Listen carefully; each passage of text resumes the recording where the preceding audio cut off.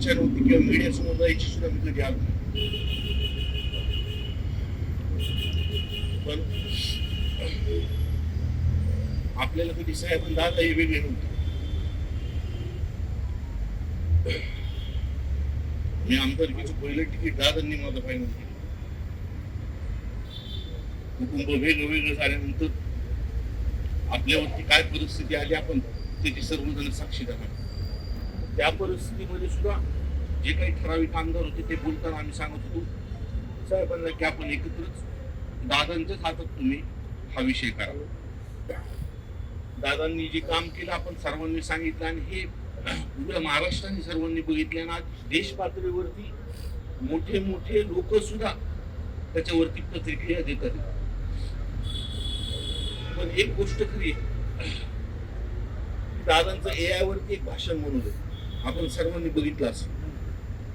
ते भाषण ऐकल्यानंतर कुणी बनवलंय मला माहित नाही, पण ज्या पद्धतीने ते बनवलं आणि ज्या पद्धतीने वाक्य रचना दादांची त्या भाषणामध्ये आली की मी राहिलो नाही राहिलो तरी महाराष्ट्र चालला पाहिजे. आणि त्या पद्धतीने आपण सर्वजण खचलेलो. आपल्याला काही कळत नाही, पण पवार कुटुंब जे आहे सर्वांना सांभाळून घेणारं कुटुंब आहे आणि सर्व जाती धर्मांना, ज्याचा सलीमभाईंनी फक्त इथं उल्लेख केला. सलीमभाई माझ्यासारख्या म्हणजे एकदम अल्प समाजाच्या पोराला कुटुंब सोडून गेल्यानंतर सुद्धा साहेबांनी दादांनी मला सांभाळलं. कोणत्याही अडी अडचणी म्हणे आता सुद्धा निवडून आल्यानंतर मला चांगलं आठवतं.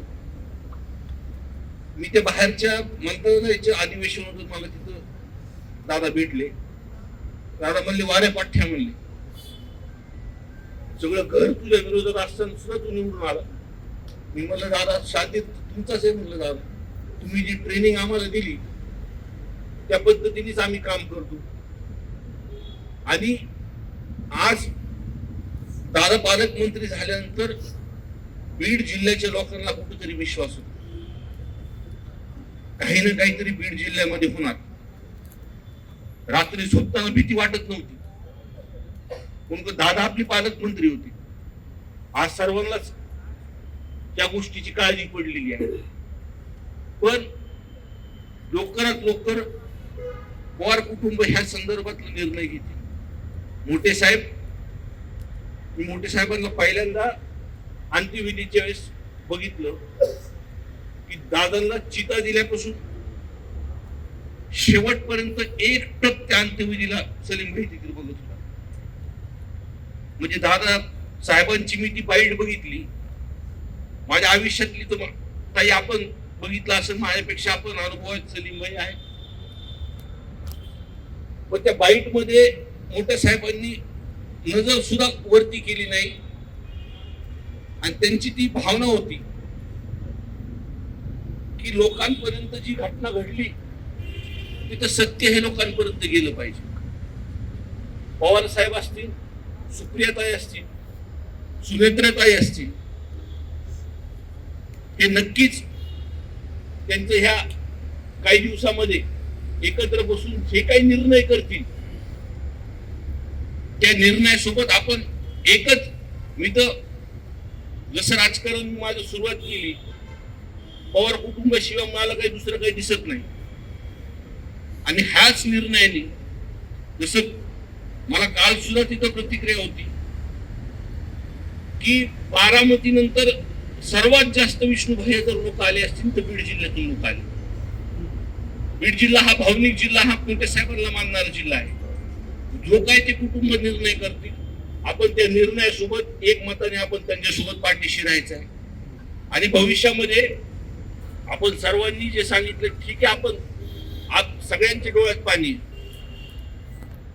पण काही दिवस झाल्यानंतर आपल्याला लगेच कामाला लावावं लागेल.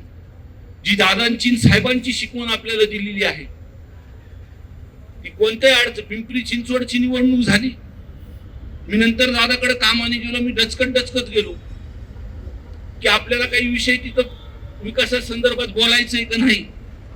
पण तुम्हाला सांगतो ताई की दादा एवढं म्हणजे असं वाटतच नव्हतं की पिंपरी चिंचवडची निवडणूक ते हरलेले ते लगेच कामाला लागले. ठेवलं होतं जिल्ह्यामध्ये जे काही मागच्या कार्यक्रमात आल्यानंतर जे काही जाहीर केलं होतं, आपण सर्वांनी पाठपुरावा करून जे काही स्वप्न दादांनी बघितलं होतं. मी 2 दिवस बारामतीला होतो. त्यांचे सर्व जवळचे लोक ज्यांचे जे पीए जे काम करतात त्यांच्याशी मी चर्चा करत होतो. तर सलीमबाई त्यांनी सर्वात जास्त जर पालकमंत्रीपद घेतल्यानंतर केला असं 12पेक्षा जास्त सर ते बीडची म्हणायची, मला बीडला हे करायचंय, मला बीडला ते करायचंय. एवढी तळमळ आपल्या जिल्ह्याबद्दल होती. नक्कीच आपल्याला दुःख झालं, आपण ह्याच्यातून सावरू आणि जे काही पवार कुटुंब निर्णय घेतील एका जीवाने आपण त्यांच्या सोबत राहू, हीच खऱ्या अर्थाने दादांना श्रद्धांजली आहे. एवढ्यासाठी काही सांगतो आणि मी थांबतो.